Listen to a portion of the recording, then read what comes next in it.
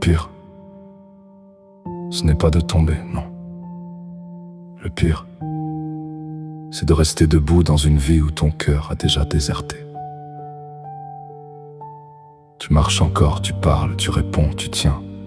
Tu fais tout ce qu'il faut et pourtant, il n'y a plus personne au centre. Une forme, un rôle, un corps qui continue. Je n'étais pas ailleurs, j'étais là, mais vide, présent, comme une pièce sans lumière. Je répondais à mon fils comme on répond à une voix qui arrive de loin. Déformé, retardé, je le regardais.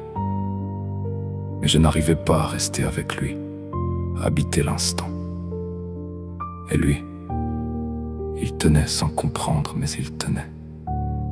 C'est une disparition lente, sans bruit, sans fracas, sans témoin. Une âme qui se retire d'elle-même sans claquer la porte. La maison du silence m'a appris à me taire. La maison de guerre m'a appris à tenir, à serrer, à encaisser. Elles m'ont appris à survivre, pas à aimer, pas à être père. Alors j'ai disparu, pas dans le monde, dans moi, effacé de l'intérieur. Il y a eu des moments où il avait besoin de moi et où je n'étais pas là, alors que j'étais en face, alors que je respirais, mais j'étais déjà parti. C'est ainsi que naissent les évaporés. Pas dans la rue, dans les maisons, dans les regards qu'on ne soutient plus. Je sais, je l'ai été. Et là, il y a une voix calme, presque juste, douce. Reste ici, tu n'as plus à lutter. Elle ne crie pas, elle berce, et c'est pour ça qu'elle est dangereuse. Elle t'offre une paix parfaite, celle où tu respires encore, sans exister. J'aurais pu rester, devenir cet homme qui fait ce qu'il faut, mais qui ne tient plus rien. Un pilier creux, un père en surface, mais quelque chose a tenu. Pas une force, un reste, un fil que je n'avais pas coupé, presque rien, mais pas rien. Et au bout de ce fil, il y avait encore un regard, le sien.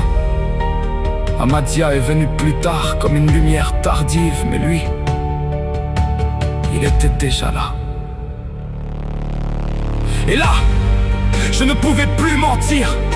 Alors j'ai vu, pas ce que j'aurais voulu être, pas l'homme que je racontais ce que j'étais. J'ai vu où je n'avais pas tenu, où j'avais laissé mon propre fils traverser l'orage sans moi. C'est une porte, la 9e là. Tu te tiens, sans récit, sans excuse, sans masque.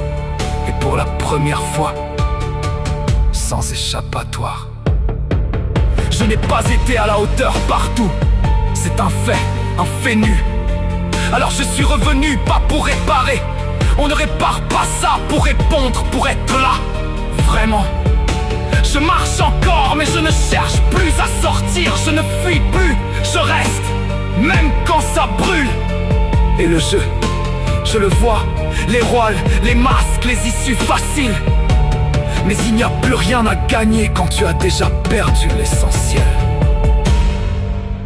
Alors j'ai lâché. Pas tout, pas toujours, mais l'essentiel. Le mensonge, la fuite. Et parfois, quelque chose revient. Un regard, un souffle, une présence, et là, je te vois. Pas ton rôle, pas ton masque, pas ce que tu montres, toi. Et pour la première fois, je reste entier. C'est ça, la 8e vie, revenir pas ailleurs, ici, revenir là, où tu as été absent. La 10e porte, elle peut attendre. Car vivre, c'était cela. Tenir dans un regard sans disparaître, sans mentir, sans partir. Alors quand je dis, je te vois, ce n'est pas un mot, c'est un acte, un choix.